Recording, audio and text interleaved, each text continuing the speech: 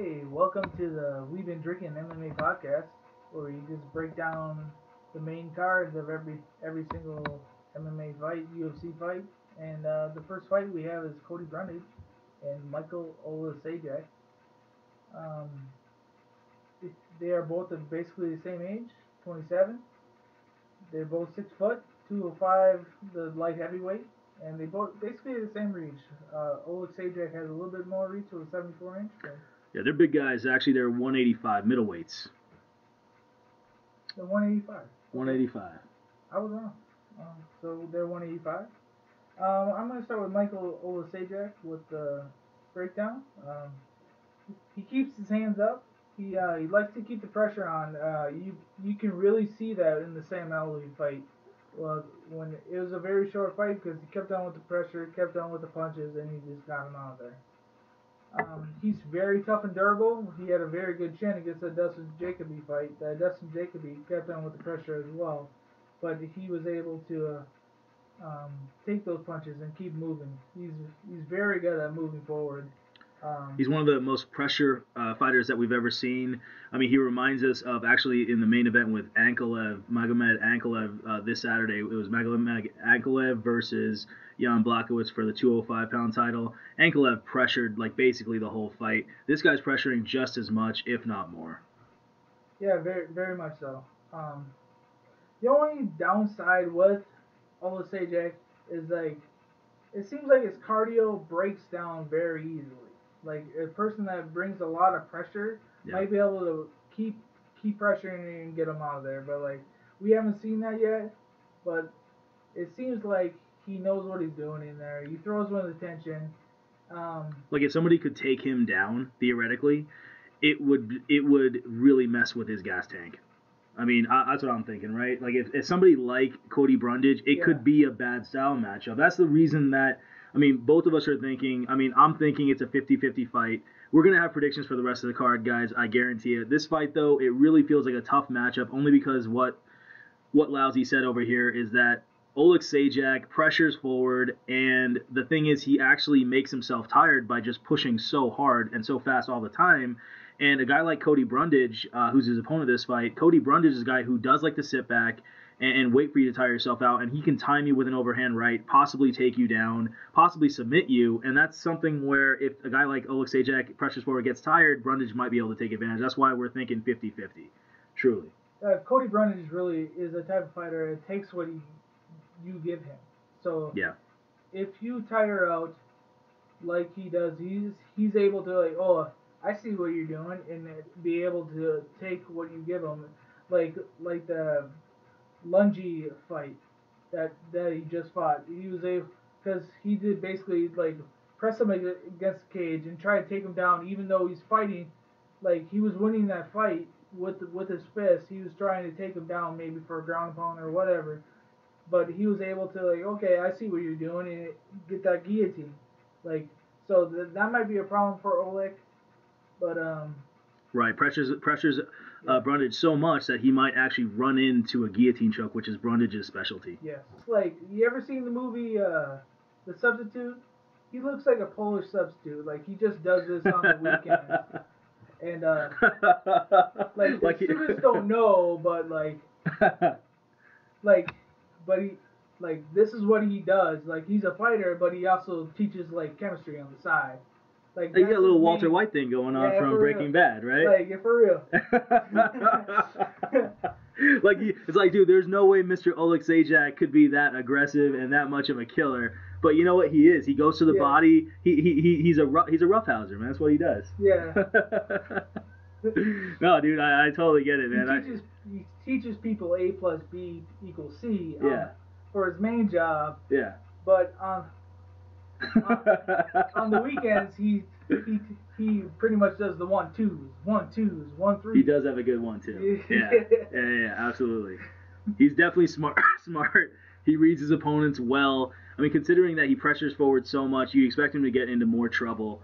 But he actually does make good reads, meaning like he doesn't let his head just get in harm's way too easily like he is. careful about his head placement, and he just goes forward a lot, and it just sets up. It's the pressure. You know, and with a guy who's inexperienced, it can work on them as far as making them tired, winning a close decision, and that's why, you know, we're leaning towards Oleksiejczak. Yeah. Michael Oleksiejczak is going to put that pressure, and it is kind of like unlike pressure that we've seen before. However, he's not so over aggressive that he takes too many shots. He does take some shots. But he's not reckless though. That's what's crazy, is that he knows he's calculated with his punches. Like, he likes to go to the body, and he'll set you up to go to the body, and all of a sudden he'll sap your energy, and then he can go ahead and go up top a little bit more. So even though he's super aggressive, he's actually a lot more calculated than a lot of other super aggressive fighters, like somebody like Andre Fili, who used to be a contender, a guy who was in the 145-pound division and was a talented athlete out of Team Alpha Male, but same thing with Fili, is that the thing about Fili, rather, he was just as aggressive as Oleksiejczak, except Fili would go so aggressive that he would actually get knocked out. Now, the reason he would get knocked out is because he would open himself up, just like Lazzy said. He would open himself up because he would get over aggressive. And that's the thing, when you're getting super aggressive like Fili or Oleksiejczak, you open yourself to get knocked out. But Oleksiejczak is smart. There's something about him. A lot of people who are super aggressive are also not super smart. This guy happens to be super smart and super aggressive. Like, back to Lazzy, what he was saying about, he's probably a chemistry teacher in high school, and this is like his it's his alter ego, man. Side hustle. Everyone needs a side hustle. Why not be super aggressive, super calculated, like a genius, science teacher? So. It's a genius observation by my boy here. You know what? Oleksiejczak for the win. Let's go. I'm putting money. Fuck. Let's go. Let's go. Let's put some goddamn money out. You know what? He convinced me because he's super aggressive, but he's also super smart. I mean, you can't lose. He might actually study science in his off time. Probably plays chess. Probably played chess in the old country. Yeah. You know what I mean? Now he's over here killing people in Vegas, being super aggressive and going to the body. He's smart. You know what I mean? I like the way he thinks. Checkmate, dude. He's probably 5 moves ahead at least. And with a guy like Brundage, who's a guy who's more of a reactionary type fighter, I think Oleksiejczak will have the edge and will be smart enough to get out of harm's way once he's going at him against the cage. He'll be able to not get hit by the overhand right of Brundage. But let's be honest, if Brundage does land it, Oleksiejczak will get hurt. And but Oleksiejczak has a great chin, so we're definitely thinking Oleksiejczak for the win. Probably going the distance just because Oleksiejczak pressures, but Brundage does have the power to make Oleksiejczak think twice a little bit. So it'll be hard to finish Brundage. Brundage has knocked out his last opponent, and his second to last opponent, he submitted him. So Brundage is on fire right now, and he's getting better every fight. So that's why we're thinking it's a 50-50 fight. Decision might be a better price because the over on this fight right now, Oleksiejczak is minus 280, meaning bet 280 to make 100. So not very profitable. But if you bet the over, like we're thinking, it's going to be a 50-50 fight. It might be a cheap bet. Maybe make some money on it. Yeah. How about like Oleksiejczak? Small money, and then goes the distance for a bigger money bet. I don't know. Agreed. Like go like basically your main bet should be go the distance, and your head should be Oleksiejczak just winning outright. Yeah. That's smart. Why not? I think that's what. So for the win, Oleksiejczak goes the distance. I think that's not a lock, but bigger money on the distance, probably. Bigger money on the distance because it's a 50-50 fight. And my boy right here, Lazzy, just convinced me that he is very smart. The way he is calculated and super aggressive. Very rare combo, actually. So, I think going the distance for the main bet, and then, go for the outright win for Oleksiejczak with a smaller bet just in case Oleksiejczak just happens to win by a knockout, because he very well could knock out Brundage because of that aggression, like we said about Oleksiejczak. Could be a barn burner. It's going to be a very interesting fight just because you got Oleksiejczak coming forward, Brundage countering, but not countering super well, just countering with one big punch or a guillotine. Yeah. So Oleksiejczak, I think we're thinking he's smart enough to get away with that super aggression and get it done, guys. All right, guys, this is another great matchup between lightweights Bobby Green and Drew Dober. Bobby Green is coming off a loss to the current champ Islam Makhachev. He lost to a submission in the first. That is my pick, by the way, Bobby Green. That is both our picks. Bobby Green, the guy is super entertaining. Guys, please watch it. Do us a favor. And it's fourth fight on the card. Fight of the night. Fight of the night. Bobby Green deserves fight of the night maybe every time. Keeps his hands super low and just makes it exciting for the fans. But smart money would be going to this. That's right. I mean, he's one of the fighters where he likes to keep his hands low, can strike, can knock people out from time to time if he times them perfect. But in reality, Bobby Green, I don't think he likes to knock people out, Lousy. I think he likes to just have fun. I think he likes those wars. Yeah. He likes the wars. Yeah. He's one of those guys where he likes to eat a little bit of punches, but he has such great head movement and such great anticipation. Maybe the best anticipation possibly we've ever seen since Anderson Silva, who was the former greatest of all time before some other guys like Khabib Nurmagomedov and guys like that. Like the fight against Weidman and Silva, where he's like, what? Yeah. Leaning in and then they pop it out. I mean, Anderson. Just before he got knocked out. Oh man, can you imagine, Lousy, if Anderson Silva talked like McGregor, how big of a star Anderson would have been worldwide? I mean, he's just too nice of a guy. He's a nice guy. If he had a McGregor type personality, like type A personality like McGregor does, like that huge ego like McGregor does, it would be like amazing. Well, and the thing is like people would have rushed him so much because McGregor, I mean, he's a great fighter, no doubt. McGregor was, but large part of his wins would come from like knocking out Aldo because he would make Aldo so angry for 3 months leading up to the world press tour. Aldo was angry, man. So much so he just would rush him and then in 13 seconds got KO'd by McGregor. Yeah, for sure. Yeah, and I think if Silva was able to do that, he would have even had more of a longer win streak possibly, right? So it's crazy to think. But anyways, guys, it's Bobby Green. That's our pick. We believe that it's going the distance because Drew Dober has got a head built of iron. Yeah, that Terminator. Cast iron, keep guys. Coming back. Keep coming back. Like, I don't care if he can come with shotguns. I'm coming He back. really is. I mean, he is like the Terminator. Honestly, if there was a fighter in the UFC who could audition and pull off the sunglasses with the trench coat, bringing back the trench coat and the sunglasses, it would probably be someone like Drew Dober. Yeah. I mean, he's cool. He's definitely cool.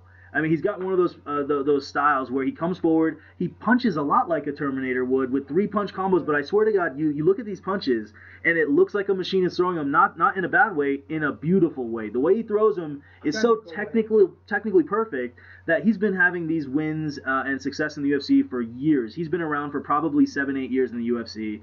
He's never really been hurt too bad.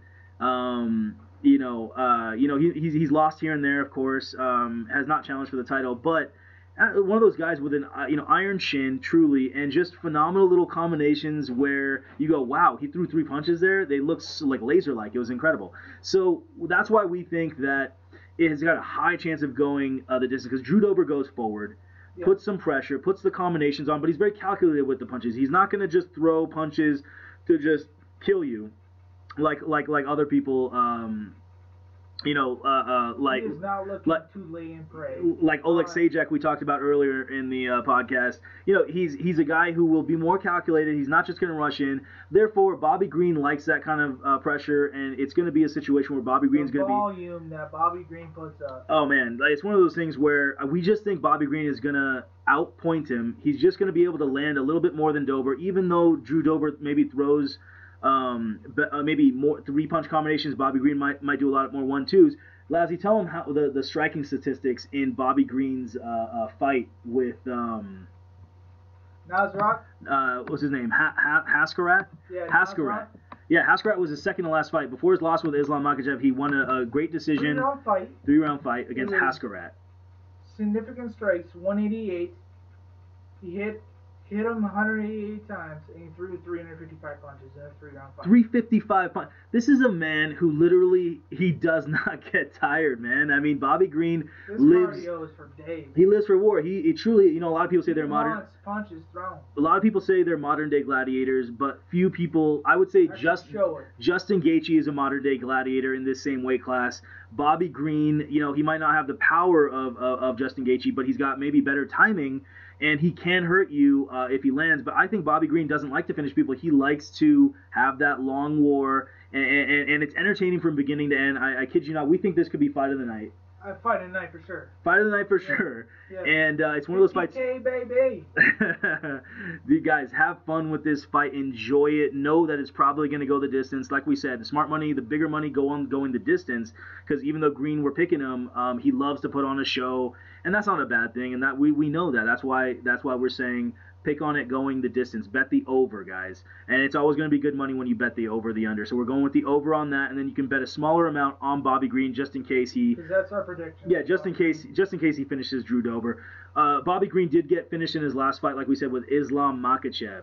Islam Makhachev is the current champ, but it's one of those things where Islam Makhachev didn't outstrike Bobby Green. What happened was that Islam put pressure on Bobby Green, landed like some strikes, not super heavy, but then just like Khabib Nurmagomedov, who's his training partner and one of his best friends, and he just did what Khabib does. He was just all over him like an octopus, man. Just basically hugged him and basically would not get off him. And Bobby Green, even though he's a great striker, and even though Bobby, I don't want to say anything bad about Islam because he's amazing. Yeah. But he did not try to strike with Bobby. He took that away from him. Yeah, I mean, Islam decided to just keep the distance really smartly. He's really learned that in his last 4 or 5 fights, really matured in the UFC before he did get knocked out, Islam Makhachev. But now he's now learned how to really be defensive and just come in at the right times a little bit more and then go for takedowns in a much smarter way than he used to. So, he clinched Bobby Green against the fence. He had his way with Green. Green tried to get away, took a good 2 minutes or 1 or 2 minutes on the fence, and I swear, Green had chances to get him off. And if there was any other person other than someone like Khabib Nurmagomedov or Islam Makhachev, Bobby Green probably would have gotten away, but it wasn't. It was Islam, and Islam is like the second Terminator. He's like the Russian Terminator, and he just kept going on Bobby Green till Bobby Green went down to the ground, and then Islam got a submission. By the way, there's nothing wrong with saying that you lost to the current champ. No, not at all, and that's the reason why we're picking Bobby Green, is that you don't want to discount him just because he lost to the current champ. Listen, Islam Makhachev even beat the current champ. Islam Makhachev also beat Charles Oliveira, who was on like a ridiculous win streak. Charles Oliveira had the belt right before him and was on a massive win streak. It was like 10-fight win streak before he lost to Islam, and we're talking about not just like a win streak with no cans here. No. Yeah, I mean, in the last 5 fights, let me just rattle this off. This is the guy that Islam beat for the belt. Islam Makhachev beat Charles Oliveira. Oliveira was on a streak where he beat Kevin Lee, Tony Ferguson, Michael Chandler, Dustin Poirier, and Justin Gaethje back to back, and cemented his legacy as maybe the second or third best lightweight ever. And the Dustin Poirier fight was amazing. The Dustin Poirier fight was truly amazing. Standing back. Oh my God, it was a back and forth war. You guys should truly check out that fight. You should first of all get ESPN Plus. And just to watch that fight, honestly, guys, it was incredible. To go off of it, Bobby Green, Bobby Green, Bobby the King Green, and goes the distance.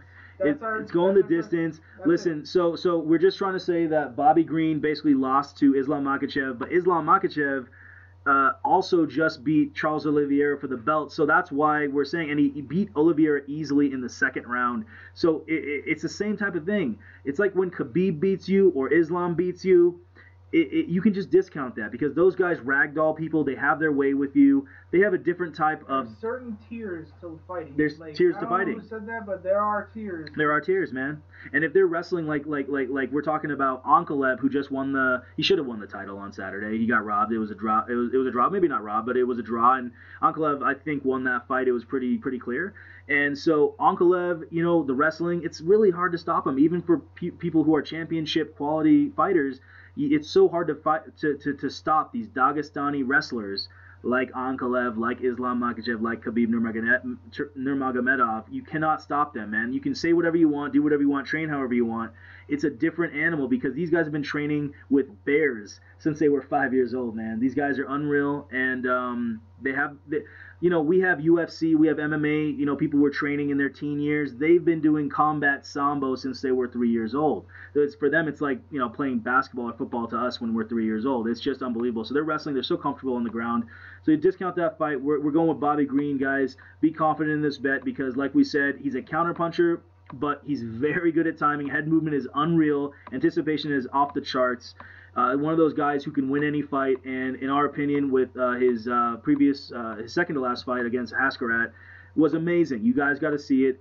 He was absolutely timing him to perfection against the cage, in the center of the ring. Anywhere you wanted to go, Bobby Green was just controlling the fight. And you can see that Bobby Green gets better round after round. Drew Dober, again, like the Terminator, can get hit, take the punishment. That's why we're saying it's going the distance. But Drew Dober is one of those guys where he does put pressure, but he doesn't put a ton of pressure. And that's why Bobby Green is going to have almost like Bobby Green's going to have fun. Yeah. It's going to be like playtime for Bobby Green. It doesn't matter if he wins or loses, but it seems like he's just having fun in there. He's going to have the most fun with Drew Dober because Drew Dober is going to put just enough pressure where it's going to be fun for Bobby Green. Islam Makhachev put so much pressure, it was too much for Bobby Green. Yeah. But Islam put so much pressure, it's too much for everybody. But this is just the right amount of pressure for Bobby Green to bring the best out of him. That's why we're saying fight of the night, guys. Yeah. And it's going the distance. It's going to be fun. Put that money on going the distance and also on Bobby Green for a smaller bet. Why not? Bobby Green looks like the guy I owed lunch money to back in junior high, for real. The way he just holds himself like, give me your wallet, and say, yep, here you go, and I'm going to go to science class, so have a good day. All right, next fight on the card, fourth fight. It is Julian Erosa versus Alex Caceres. Julian Erosa, he's got a 28-10 record, and Alex Caceres is 19-13. Erosa is 6'1", 74.5-inch reach. Caceres with a 73.5-inch reach and 5'10". So Erosa is 3 inches taller with a 1-inch reach advantage. And I think good money on this would be going the distance, and a smaller one, like for the win, Erosa just winning outright. Yeah, you know, it's one of those fights where Julian Erosa is the come forward pressure fighter, and you know that's what we like in a close fight. This isn't necessarily going to be a close fight. It can be a close fight. We're thinking that Erosa puts the pressure. They both throw combinations, but Erosa puts that pressure. Erosa can also wrestle, so when you can throw combinations and mix up with the wrestling, and you're going forward, I mean, this is a recipe for harassment, basically, for Alex Caceres. Erosa is like a submission artist too, so yeah, he's got like 3 or 4 submissions in his last 6-7 fights. Yeah, I don't think he's gonna fish him out, but like I think Erosa might probably win this 30-27. Yeah, I mean, it's one of those fights where, I mean, a split decision could happen, 29-28, but 30-27 when he wins all 3 rounds is likely. Going the distance makes a lot of sense just because Julian Erosa goes for it, but doesn't throw heat.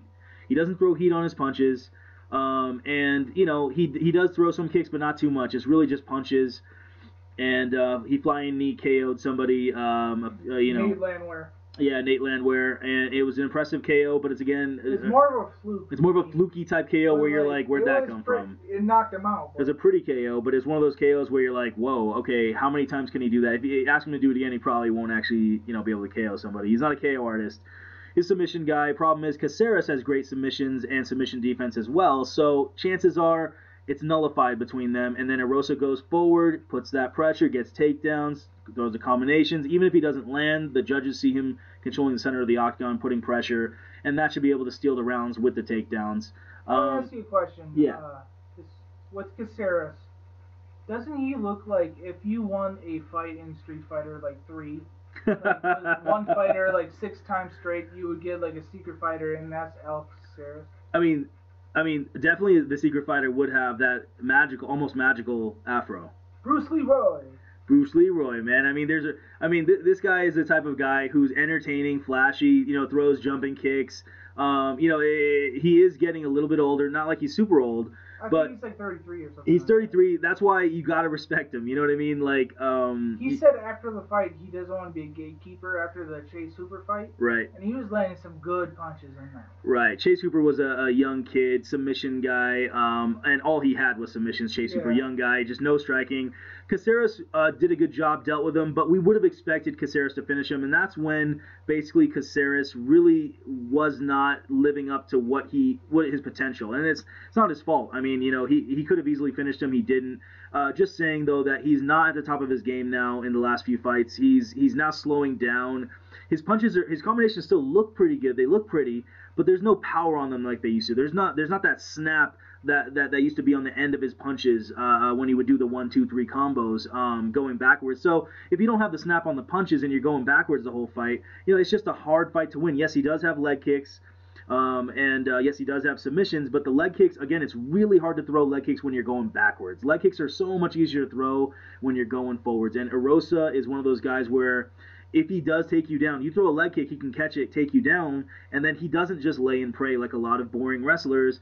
Not saying that he's the most entertaining, wrestler. What I'm saying, though, leg kicks are better when you are setting up something else. Yeah, you need to set up your leg kicks. You need to kick, and then all of a sudden you shoot, exactly. Or you go over the overhand or something like that. Exactly. I mean, he's got a phenomenal double leg. Some people go for the single leg. They grab somebody's like rib or their shoulder, and then get the other, and then they just push him up against the cage with the other hand on the hip or the leg. That's not what he does. This guy goes for the double leg. He's very committed to his double leg takedowns. He puts both arms connected and then lifts. Yes, exactly. Gets the arms connected with the hands and really lifts you up. He's got that confidence because he is a great wrestler, and he doesn't just lay and pray. He can take your back. He can really stick on you. And so that's why Lousy said that it could easily be a 30-27 for Julian Erosa. So, like he said, smart money means going the distance would make sense just in case that he can't get the takedowns because Caceres is going backwards and it's a little bit faster. That's why, we're thinking the distance is the better bet. Bet the over. You can make good money there. And then as well as bet Julian Erosa outright, maybe a smaller bet or the same price bet. He's a slight favorite, so it costs a little bit more to get him. So yeah, bet him as well. Maybe a smaller bet to complement that. But yeah, Alex Caceres is magical. It's going to be a fun fight just because Alex Caceres is never in a boring fight. Like, he's always looking to take advantage of situations and, like we said, throw punches, throw kicks, great kickboxer.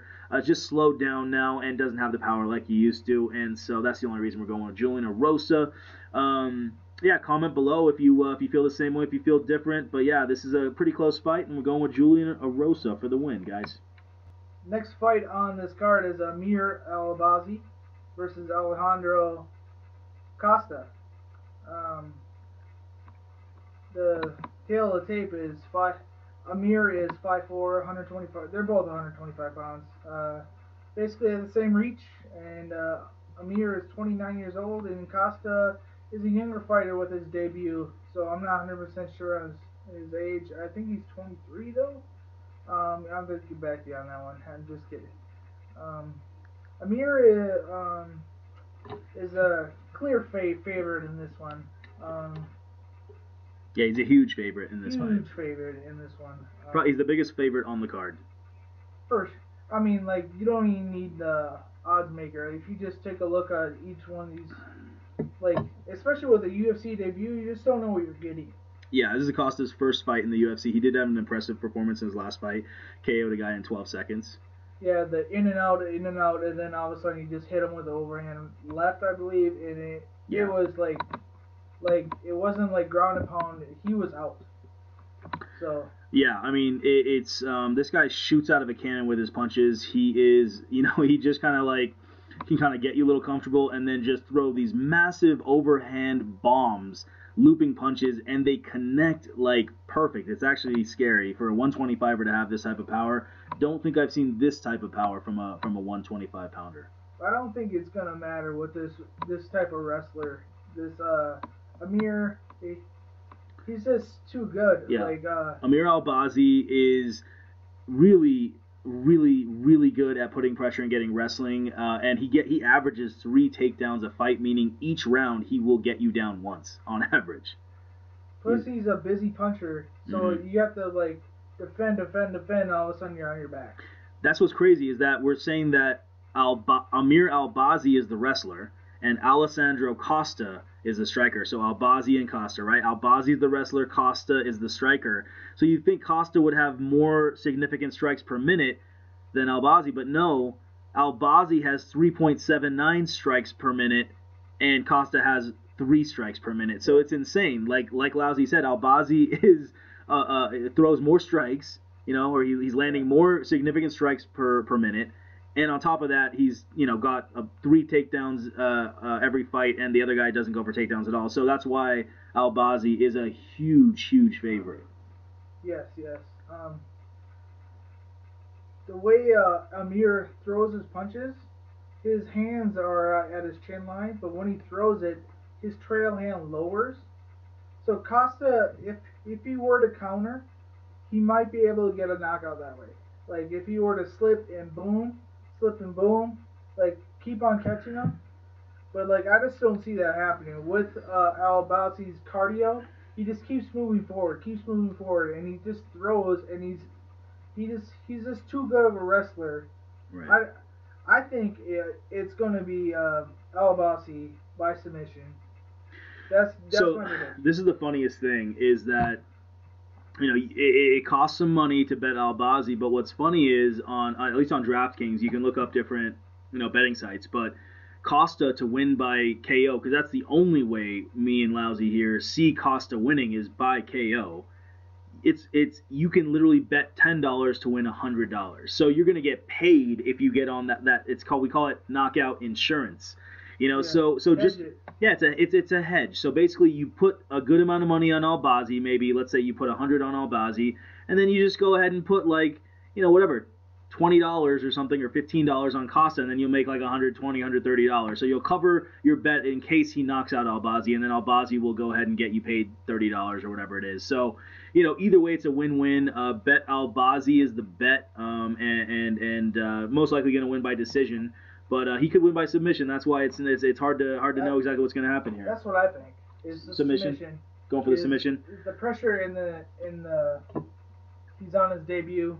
I think he's just outmatched in this fight. Yeah, I mean, Costa did. I mean, it's so hard to see because Costa knocked out the other guy in 12 seconds. Like, what? I mean, it was fun to see Costa. He's got a lot of confidence, and a confident fighter is really great to knock people out. But when you got a more experienced, seasoned veteran like Albazi, problem is that Costa might play his little mind games, and it might not work on a guy like Albazi. That's why Albazi will most likely just get those takedowns and make it look easy, kind of thing. Take him down, submit him maybe. So it's hard for Costa, but at the same time, Albazi doesn't have a lot of film footage on Costa because Costa has never fought in the UFC. So that's why it's a fun matchup, and we look forward to this fight just because it's a classic striker versus grappler fight. And, we're confident in our pick of Albazi, but again, get that little KO insurance in Costa. You should be covered. No big deal. Next fight on the card, it is the co-main event. It is Arman Tsarukyan versus Damir Ismagulov. Ismagulov is 24-1, which is a pretty impressive record, very impressive record. And you got Arman Tsarukyan at 18-3.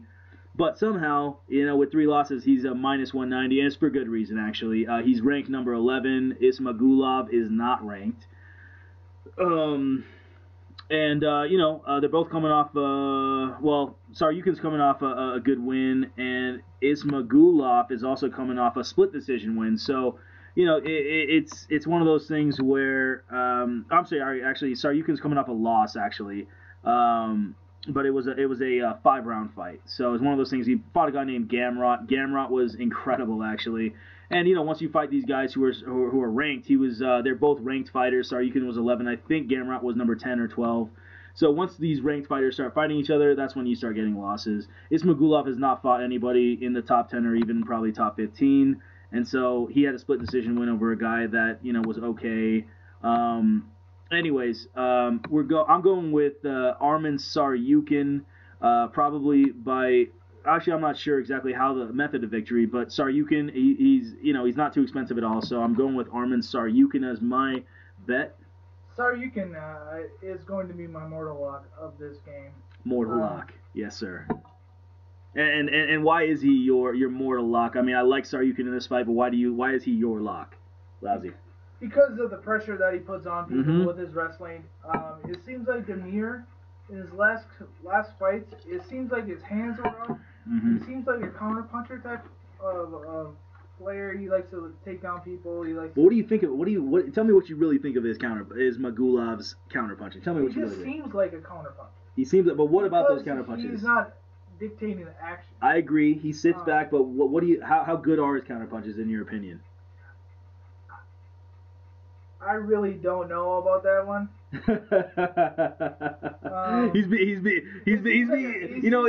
Lousy's from Minnesota. He's a really nice guy. I'll be quite honest. Ismagulov's punches are amateur-like. I mean, he's not gonna say that. Lousy's not gonna say. I don't know about his counter punching. Like, you put me on the spot there. You put me on the spot. It seems like a jab type fighter, and then trying to take you down. His 3-punch combinations looks like 3 lazy jabs. Honestly, I don't want to shit on him, but there you go. Is it one of those things where Ismagulov has no chance to knock out Saryukin? Saryukin has chances to do basically whatever he wants. Saryukin is not. He swings fast. Doesn't have a ton of power, but if it connects, it'll connect on Damir Ismagulov. And Ismagulov. Yeah, just watch that Alvarez fight with Saryukin. Yeah. Then you'll know what type of power Saryukin has. If you're not dictating the action, and if you're not like putting it on his back foot with your power, I don't think you're gonna have any. I mean, we're full of jokes here. I mean, we like to tell the truth. No trash talk, just the truth with some joke, little humor in there. Ismagulov, he just seems like he is like a little bit like Brew or what's the guy from the Minions movies? You know what I'm saying? Yeah, Gru. Gru. There we go, bro. Like he looks a little bit like Gru. He fights a little bit like Gru would fight. A little bit spastic. Yeah, exactly. The arms flailing. You know what I mean? And what's that thing with the wind where you try to get people into your used car lot? Yeah. He looks like the blow up thing that's trying to sell the cars. With the almost the big Gumby like looking thing. He's just not. It's a different type of style, and that just works into Saryukin. It's an awkward style that I think it throws a lot of fighters off, and that's why people are kind of like a little hesitant because they're like, what is this guy doing? I don't understand what he's doing. And this just goes to show you when you understand how to fight and then you just do weird things, that you don't put yourself in danger, but you swing weird, you put weird angles on people, you change up the pace, the tempo. All of a sudden people go, what the hell is this guy doing? I don't know what to do, because guess what? You game plan for 3 months about how you're gonna fight, in a smart way. The fighter fight your style. Yeah. So Ismagulov is good at making a fight weird. It's as best as I can describe it. He looks like Gru. It's almost like a cartoon character, just kind of like spastic. Like I said, the arms are flailing a little bit. And Saryukin is a technical kind of a beast. A technical beast, meaning he goes forward and it looks like a video game character moving forward. Really precise when he moves forward. He does have a tendency to kind of throw his punches with not perfect punches. It kind of has there's no purpose. Yeah, there's not as much purpose. Exactly. He kind of just throws punches, so it's gonna look kind of weird. But Saryukin has good looking punches, and they're very fast. They're not full though. He kind of stops short, or he kind of does a hook and he'll do like a half a hook. But they're very fast, as his number 11 ranking will allude to. And that's the one thing about him. He can wrestle. He can throw punches. If anything connects, it'll hurt Ismagulov, because Saryukin has that power. Yeah, just look at that Alvarez fight. It was pretty brutal. Yeah. 18 plus, if you want to look at that, because there's so much. So he TKO'd, or was it a KO in the second round versus Alvarez? It was a TKO. TKO, but you thought it was very impressive. Well, yeah, because there was an elbow when he was on top. Oh, Jesus. Where it caught just above his eye, and the blood just wouldn't stop. And that's one of those things, man. This guy is a technical beast, so if his weird punches... Saryukin also has some weird punches. That's why it's a funny style matchup. Saryukin kind of stops short on some of his punches. His punches are like half hooks, but they're so fast. They're so technical, and yet he doesn't have full extension on them, and that's why... if they even land with those half punches or those half hooks, it can still make you bleed and bleed bad, because they have so much quickness.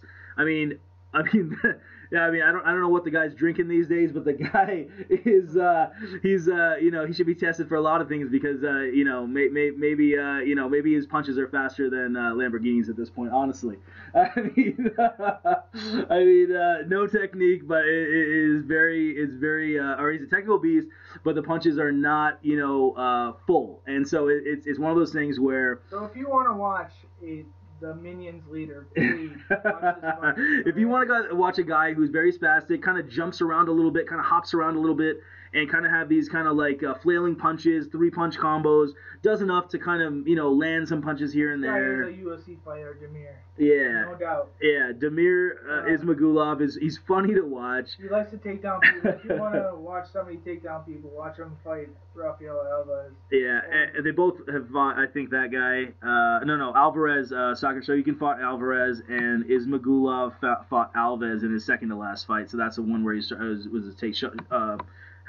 highlighting his wrestling. But anyways, yeah, so Ismagulov is one of those guys. He can, I guess, do it all, but do it in a very awkward Gru-like way, cartoon character. And then Saryukin is the video game character who is, I don't know where he's getting this speed from. Straightforward. Yeah, man, he's a great athlete. You can see his balance is impeccable. He could probably walk a straight rope. He's that athletic. Yeah. But his punches just are not full. He doesn't complete the punch all the time. He just throws it with like a 3/4 or half a punch hook or something like that. But they're so fast that if he just decides to come in really quickly and punch, it'll land on Ismagulov and really do a little bit of damage, and it'll pile up, and it's Lousy's lock. And it is my lock of the. I think it's a phenomenal bet. I mean, I don't want to bet it going the distance just because I feel like it's a big mismatch in my opinion as well. I think I'm surprised it's only -190. Yeah, Saryukin is dirt cheap. It's one of those fights where it's kind of like, all right, I don't think people know how good Saryukin really is because his name is Arman Saryukin and nobody really knows him, and nobody damn sure knows who Damir Ismagulov is. His record is like. How is that possible? Yeah, his record is 24-1, but I'm telling you, maybe I'm wrong. No, I thought it looks like a typo. I thought it was. Why I think Damir is such an underdog to Arman? I mean, because I think Arman is like not even close. It's not even close. I think it looks like Damir Ismagulov should be 24-10. Again, no, I don't mean to trash talk. It feels like he should be 24-10 with his fight style. Instead, he's 24-1, and that's exactly. That's really cool. It's really cool, and that's exactly why Arman Saryukin is only a small favorite, and that's why it's going to be really, really good money on Arman Saryukin, guys. Put that money on it. We're not sure if he finishes. The cartoon character is Ismagulov, looks like Gru, fights like Gru, a little spastic. It's going to be a really fun fight. Enjoy that co-main event. Yeah. And, yeah, man, put that money on Arman Saryukin, guys. Thank you. And, guys, this is the main event of the card. Jared Cannonier versus Sean Strickland at the 185-pound weight class. This is a phenomenal matchup. It is an absolute pick'em. The odds are dead even. We don't know who's going to win, except we actually do know who's going to win. What? What? Keep listening to this show, and I'm telling you, the predictions will come true. You will make some money, hopefully, but it's not professional advice. It's just you hope to make money with us. Just keep listening and keep betting. Fans that pick fights. Exactly, we're fans that pick fights, and we're going with Cannonier, guys. Cannonier he's 15-6, and Sean Strickland is 25-4. But the thing is Cannonier has fought top flight competition for the last 3-4 years. In fact, it's a different tier. I mean, the best fighter Sean Strickland fought was Hermanson in his last fight, and he split decisioned him. Hermanson is not even a striker. Hermanson's a grappler. Cannonier fought Hermanson in 2019, and he knocked him out. Knocked him clean out. It was a very nice not clean out. It was a great uppercut though. Knocked him down, little uppercut. And then after that it was a TKO. It would have been a KO if the ref let him keep going. Absolutely.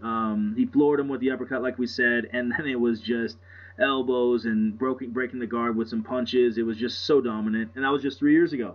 And it's just one of those things where it is Cannonier fighting well. Cannonier has, he lost a close fight, kind of a close fight to Robert Whittaker, who we've talked about before. Robert Whittaker is the former champion, and Robert Whittaker is the former champion who, went the distance with Adesanya, like we talked about before. And a lot of people thought Whittaker won. And then of course Adesanya just lost the belt to Pereira.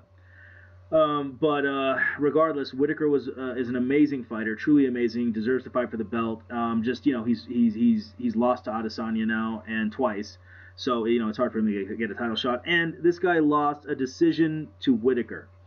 On top of that, he's beaten Gastelum. He knocked out Brunson in phenomenal fashion. Gastelum's very underrated, and he has his way with Gastelum. He knocked out Derek Brunson, who a lot of people have in this division have problem with. Because of his wrestling. That wrestling is amazing. And Cannonier gassed him out, and then that second round when he knocked him out, Cannonier was against the cage, and he kind of like pressed against him against his right, and then slipped to the left, and that's when his opening was when he kind of staggered him a little bit. It was amazing. He slipped to the left, like Lousy said. Lousy noticed this beautiful slip, and when you're against the cage, you don't have a lot of room. There's no room. Lousy wrestled a year or two. How many years do you wrestle? Many years. Many years. I only did. This is high school. Yeah, in Minnesota, basically. Long time what do people do in Minnesota, Lousy? What do they do other than wrestle? Oh, other than wrestle? Yeah. Oh, we can't do much because we're inside the whole time. So they play board games, they watch UFC, and they wrestle. Play poker. Play poker. You know what I mean? Like, it's all about just poker and wrestling, basically. So, I mean, he knows about wrestling. Wrestling, poker. I'm telling you, and he will tell you. He'll be the first one to tell you, when you're up against a cage, grappling and pummeling, they call it, it saps your energy, right? It drains your energy. It just sucks all your spirit, your whole spirit. You can't do much because you're just trying to keep this guy off of you. It's an amazing workout, it just saps your energy. And so when you're against the cage in the octagon, a lot of people think that, it's a boring part of the fight, people against the cage. It is some of the most grueling parts, other than the actual wrestling in the middle of the octagon, but against the cage is the first or second toughest part of the cardio part. Your cardio gets tested. Unless you're on the bottom, getting pressed, the cage is probably the second. Yeah, I mean, back against the cage, we're talking about when you're trying to fight to get away from the cage, it is so hard. And Cannonier, obviously he's not the wrestler. Brunson was the wrestler in this fight, and Brunson pressured him against the cage, and Cannonier is able to just, he knows what to do. He knows where the body positioning is. He's so seasoned now. He just slipped to the left, like Lousy said. Yeah. Lousy noticed this beautiful slip, and then, to have that presence of mind to do that means that Cannonier is in phenomenal shape. He knows where he's at, the body positioning. He's a smart fighter, and he absolutely, crushed him with a hook. And that was the beginning of the end in that Brunson fight. And nobody knocks out Brunson except for Adesanya, who is the former champ, and Cannonier. So that's why we're saying Cannonier is special. This was his second to last fight. And then, of course, his very last fight, he lost to Adesanya, who Adesanya was a dominant champion who had 5 title defenses. And it was a good fight by Cannonier. He showed up well, I'm saying. Adesanya had his way with the leg kicks, but Cannonier was countering well, waiting for his spots. It's just Adesanya has that leg reach and that arm reach, and it's really hard to get past that. Kind of like a John Jones, but in the 185 weight class. 185-pound weight class. And so, it's not Cannonier's fault. He's a little bit more of a little shorter than Adesanya and stronger muscles, so he's got more power, but just doesn't have that reach. But his skill level and his confidence and his understanding of body positioning is pretty much second to none, other than maybe Robert Whittaker, who he lost to. But everyone loses to Robert Whittaker, like we said, except for Adesanya. Yeah, different tier. It's a different tier. So basically what we're saying is Cannonier, Jared Cannonier, Robert Whittaker, Adesanya, these guys are all in a different class than everyone else. We just don't think Sean Strickland's there. Why do we say that? I know it sounds like we are arrogant. We're not arrogant. I love Sean Strickland. I love the way he fights. He goes forward. He's a pressure fighter. Mentality. Keep moving forward. Keeps moving forward. But the thing is that if you keep moving forward and throwing lazy punches, you get knocked out. And that's exactly what happened in his last fight versus Alexander Pereira, who is the current champion. Yeah. So Sean Strickland had his classic, go forward. But this time, he was getting Sorry to stop you there, backhand, but can I say that Sean Strickland might be the worst trash talker of all time? Can I say that? Because the way he was talking to Adesanya, when he was about to fight Pereira. Yeah. In his last fight, he was about to fight Alexander Pereira, and Adesanya was gonna do another title defense. And and Strickland started, instead of talking about Pereira, he started going after Israel Adesanya, started talking trash to Israel Adesanya, the champion. Yeah. It was very awkward. It was funny, if you're a fan of Strickland like I am and like Lousy is, but it was just like, what are you doing? And just like Adesanya echoed, and that's what we were thinking, why are you talking about Adesanya the champion? You have a killer, a monster, Alexander Pereira right in front of you, who has knocked out Israel Adesanya in kickboxing. Why are you talking about Israel Adesanya? You have Alexander Pereira here, an absolute killer, a proven killer, maybe the GOAT in Glory Kickboxing. He's the first guy in Glory Kickboxing to get 2 belts in 2 different weight classes. I mean, and Sean Strickland is here jabbering away at Adesanya for some random stuff. I don't even remember what the trash talk was. If he gave him a Makes grade, no sense. he would get a C. Yeah, but C's don't get degrees in trash talking. Right. You know what I mean? The trash talking was, the grade should have been like, you need some work and also focus on your fight, bro. So that's what happened. He got knocked out by Alexander Pereira because he was talking so much trash out to. And we don't normally talk about trash talk here, but it is a part of psychology where if you're distracted, you get a little frame of his mentality. Exactly. Just before a fight, when you do get something like that. Absolutely. If you see a fighter and they are not focused on their opponent and they're, worried about, how people are thinking about them or, how they want to be an alpha male or act like an alpha male in front of everyone, it's just showing your insecurities. And again, I don't want to talk about too much psychology because this is about fighting. But, they do say fighting is, 10%, physical and 90% mental. And that's the reason why we're talking about it. I mean, I hope you guys are not bored by this talk. But Strickland, his focus was gone. And honestly, ever since then, again, he split decision against Hermanson and then he got KO'd in 3 minutes by Alexander Pereira, and a large part of that, it wasn't a fight. It wasn't a fight, man. Like, he wasn't ready for the fight. The thing was that Strickland was rising at this point. He was on a huge win streak. I think it was something like a 6 or 7 fight win streak. He fought some good fighters like Uriah Hall, beat them, unanimous decision them. Brendan Allen, he knocked out. That was impressive. And so he was on a 6-fight win streak. This guy was a guy who was breaking into the top 8. He had a lot of momentum. And then what happened was I think he put his foot off the pedal and he decided to just start talking too much. And before he wasn't talking that much, and all of a sudden he made it to the top 8, top 9, and he started talking too much, and he started getting distracted, and he started thinking he was better than what he was, and I don't think he's working as hard as he was. And like Lousy says, he loves fighters. Lousy loves fighters who throw punches with a purpose, which Sean Strickland was doing about 2 years ago, and then he broke into the top 9, and then all of a sudden his punches were getting more lackadaisical. He was just throwing punches without a purpose. He's just throwing a couple punches and a kick, just because like he's going through the motion, and you can't do that in fight. He's trying to keep the distance, like many people have said, you cannot play fighting. You cannot play fighting. You fight. You can play soccer. You can play, football. You can play tennis. You cannot play fighting. And I'm not saying that Strickland is just playing fighting, but it's teetering on the point. It's borderlining, being lackadaisical, which is almost like playing around. It's like you don't care. It's like you're overconfident. It's like you think you're better than everyone.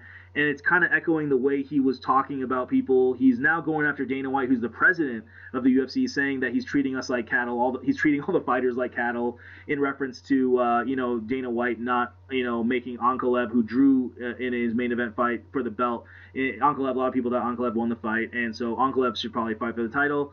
Again, the vacant title, but then Dana White said, no, we're going to go with Jamal Hill versus Glover Teixeira, which me and Lousy are going to break down over this 3-4 week break. We're going to do that fight, Volkanovski versus Islam Makhachev. We're going to do just banger, killer main events and just do 3 or 4 fights and do a great video for you guys. Might release it New Year's Eve for you guys. It's going to be a great fight. But, so Strickland is going after the president of the UFC. Why? Why are you putting this type of pressure? Because everyone is now going to be tweeting about you like, oh, why are you talking this way? He might have been talking just to talk, but it's not something you should talk about. It's more talking. It's unnecessary talk. And it's just like the fight that we felt like he had with Alexander Pereira where he got KO'd in the 3rd minute. It's the same situation.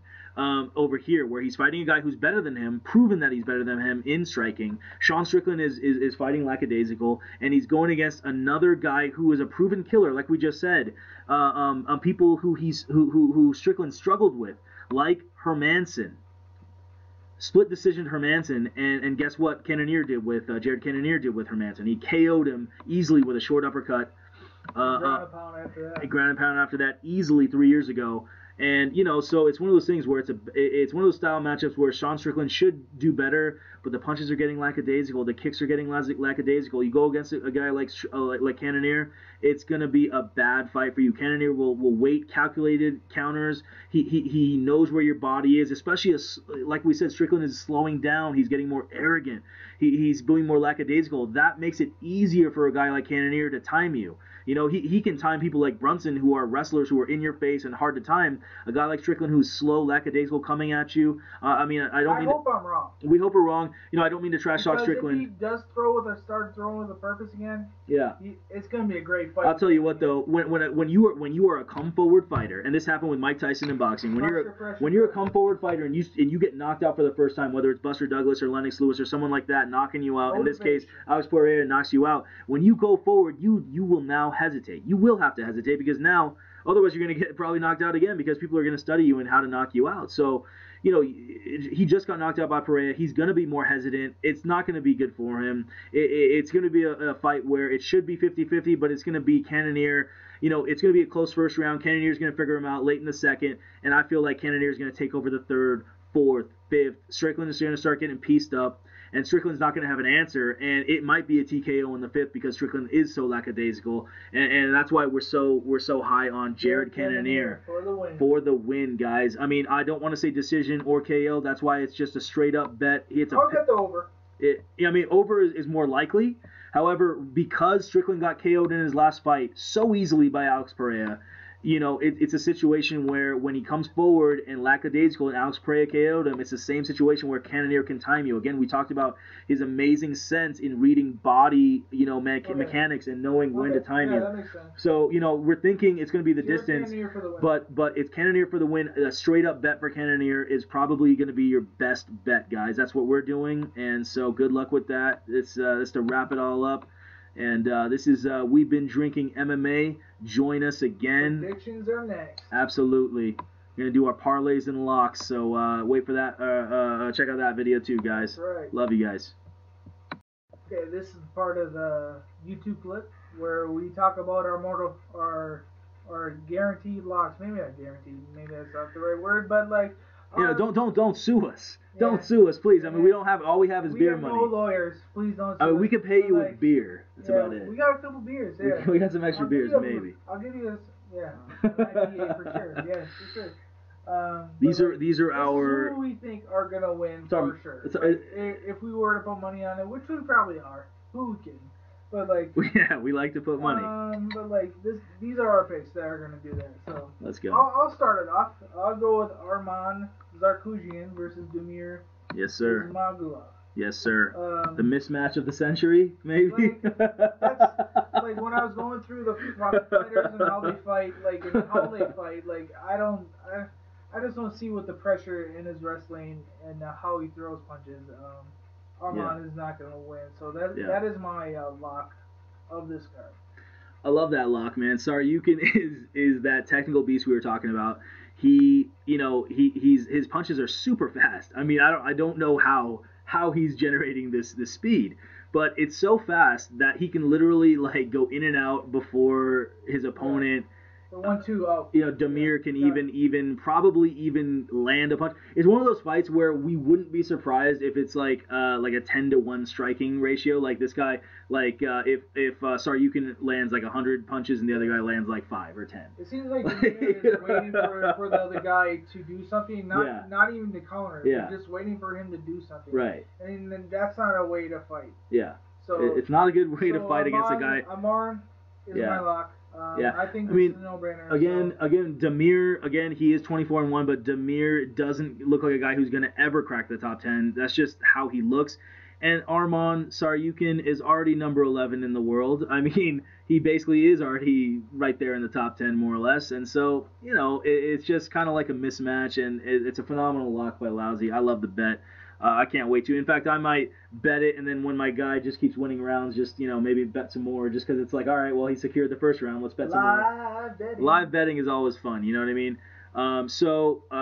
My lock is going to be Jared Cannonier, and you know, Jared Cannonier is a guy who is still in his prime. He is getting older, but he still counters really well. He still, like I said, reads body mechanics super well. He knows where purposeful punches. Super purposeful punches, knows how to position his body, will not take unnecessary risks, yet will still deal enough damage to his opponent where it'll make his opponent get hurt and he can win the rounds. So, you know, he's not just going to lose to a volume puncher like his opponent. I like it. Thanks, Lousy. You know, I mean, this is one of those fights where it's going to be an enjoyable main event, because how many main events is going to be our lock in the future? It's probably not too much, maybe like 3 times a year. And this is one of them because, like I said, Strickland is a guy who comes forward, but he's come forward lackadaisically. Not going to be a good night for him. It could be your pick of the year because it is the last fight. Yeah, I mean, it is a 50-50 fight in the oddsmakers' eyes. In my eyes, it's more like 80% or 90% for Cannonier. And when you then add to the fact that Strickland just got KO'd, I start thinking 95%. And you start saying that Strickland is, being more lackadaisical and he's starting to talk too much and lose focus. I start thinking, hey, 99.9, good enough for a lock, right? Yeah. So that's why I'm going with Jared Cannonier. It's going to be, let's go. It's going to be really fun. Great main event. Have fun with this video, man. Just watch the breakdowns, and have fun just thinking about it yourself. It's a fun, intriguing main event just because both fighters are fighters that they bring it. Strickland does come forward. He punches with combinations. He has a heart. Yeah, Cannonier will time you a lot more. That's his style, is he'll time you. So it's the volume puncher in Strickland versus the timing puncher of Cannonier. Sometimes the volume puncher wins, sometimes the timing puncher wins. I think in this situation, the timing puncher is really going to run away with this fight, especially in the 3rd, 4th, and 5th, because it's a main event. If it was a 3-round fight, obviously it'd be a fight where it'd be a lot closer, but because it's a 5-round fight, that's why Cannonier is my lock of the night. So thanks guys for listening. Thank you. Thanks again, guys. All right, this is our favorite part of the prediction video. It is the parlay segment where you could win a house. I mean, I don't want to say it just so bluntly, but you could. I'm just saying. There's a chance. It's fun. It's a fun time because you could win a shed. Yeah. All right, a shed where you could, you could work out in, you could party in with a few people. Make it your own. You make it your own, though. You make it what you will. If you build a shed, they will come. So that's right. We're going with, for my parlay, this is Backhand's parlay. I am going with Jared Cannonier, Arman Saryukin, and I am going with Bobby King Green for my 3-fight parlay. Shots fired. Let's go. I love it. Yeah. The lousy 3-fight parlay, I'm going a little off script in the prelims. I'm going with the Corey McKenna over Cheyenne, I want to say Buys. Mm-hmm. Arman Zarkujian versus Demir. I'm going with Arman. Yep. And Amir Albazi over Alejandro Costa. I like it. So that's my 3-fight. Arman, Amir, and Corey McKenna are now, my 3. Amir Albazi, that's an interesting one because he's the biggest favorite on the main event, main card. I'm sorry, he's the biggest favorite on the main card. How do you see him winning again? I am definitely seeing him. Just win outright, or do you see outright. Going with the win outright for the parlay? If I were to, probably submission. That's not a bad idea. Yeah. I probably go with submission. Mm-hmm. Because with his wrestling and his ability to pressure a rear naked choke is probably the way to go. But if I were to put actual money on it, I would just go with... The only reason I'm saying that is because it makes your parlay more valuable if you go for the submission. If you and you can always do multiple parlays, right? Like you do a parlay with him winning by submission, and then also make a parlay with him winning by decision. Why do I say that? It sounds like dumb, right? But if he's very expensive to bet outright, minus 440, he's very expensive. So you have to bet $40 to make $10, right? It's very expensive. But you could then bet him to win by decision, which would be plus 200, which means that you bet $10 to make $20. So you add that to a parlay, and all of a sudden you can go win a shed, right? So, and you can also make a separate parlay with him in it, and just him winning by submission, which is in the first round. Bet $10 to win $11, and so it's much better than having to bet $40 to win $10, right? It's just a little quick math for you guys of how to bet Albazi in the parlay, because like Lousy said, Albazi is a huge favorite, and for good reason. It's just we want to give you the best chance to win that shed, really. Change your backyard life. You can't change your life, change your backyard life. Get a man shed, for sure. So you got Albazi, you got Saryukin, who we talked about, and you got McKenna. McKenna is very interesting because she's a very young fighter. Very young. Yeah. But she is only 2 losses and 7 wins, and so is her opponent. But the thing is that McKenna's on the rise. right? Like, she's one of those fighters, very scrappy, super scrambly. Like, you can't just keep her down. She has so much heart, so much fight in her. But the thing is with buys, if you do put pressure on her, because I've seen her actually fight like wrestlers, and if they're able to get that woman down, they can keep her down. Okay. So that is why I'm bringing McKenna. Because McKenna can wrestle, McKenna can grapple. Yeah. So if McKenna can put pressure and then take her down, then McKenna can have her way with her. That's right. Basically. So like McKenna by decision. Okay. If you want to gamble a little bit, like put a little extra spice on it. Yeah. So McKenna's an underdog, so you can get paid good money with her. It's another fun bet to put in the parlay because, you know, again, she'll make your parlay worth a lot. So also she's super on the rise, young fighter, but she is also mature for her age, meaning she doesn't make stupid decisions. As a young fighter, a lot of fighters, you know, they don't know what they're doing. They kind of just go with the flow, do whatever. They don't have a... McKenna seems like she has more of a game plan. She's more strategic. Not just throwing punches. Not flailing punches. No, she's much more calculated. She is smart, and then on top of that, she knows how to put pressure and then get herself out of bad situations, which is kind of like she's almost like she's got like the mentality of a seasoned fighter. Yeah. So she's like wise beyond her years, one of those fighters.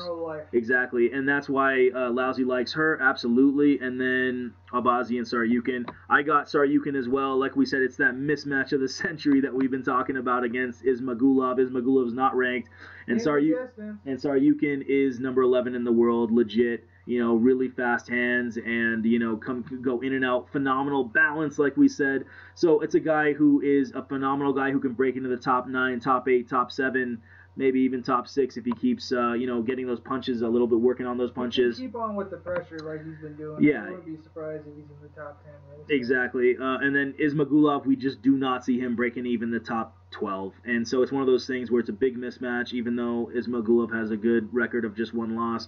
Ismagulov hasn't fought anyone top flight, and Saryukin, literally his last fight, fought the number, I think, 10 or 12 guys. So, you know, it's one of those mismatches. Cannonier, you know, like we said, Cannonier is a guy who is a specialist in going backwards and throwing damage, yet still countering and not. He's a power puncher who can throw and not get tired. It's one of those guys who you know he's going to fight. He's got great cardio and proven by, you know, he's able to fight wrestlers and do well with them. You know, he does great with all types of fighters. He's never out of a fight. And that's who you want to bet on, you know, in a parlay. You want a guy who can really do well in the 4th and 5th championship rounds. Backhands. Parlay is... Yep, I got Jared Cannonier right here. We got Arman Saryukin, and then, of course, Bobby King Green, who is a guy who is, you know, maybe the best fighter you never heard of type guy. You know, he's a guy who's an absolute stellar fighter, keeps his hands down.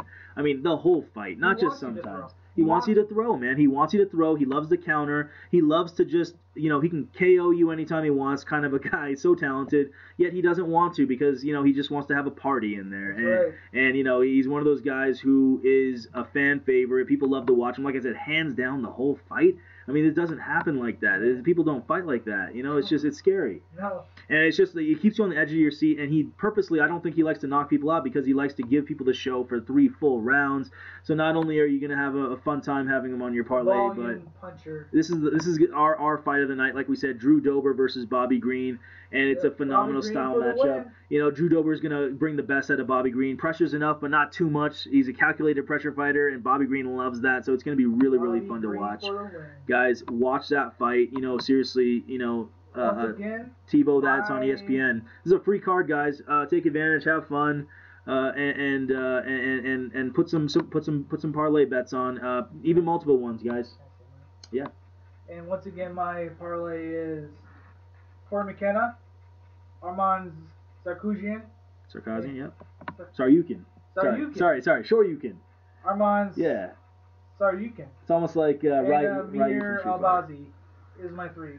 So Corey McKenna. Yeah. Arman And Amir. I mean, let's just hope. I mean, we were saying the whole time, Saryukin versus Ismagulov is a mismatch of the century. I mean, if he can KO Ismagulov with some sort of a hook or uppercut, we even said he's like a video game character, and then Ismagulov's like a cartoon character, like Gru from the Minions. Yeah. Despicable Me. If Saryukin can KO Ismagulov, the cartoon character, we're renaming him Shoryukin, like Ryu from Street Fighter. You ever seen those whack-a-mole things?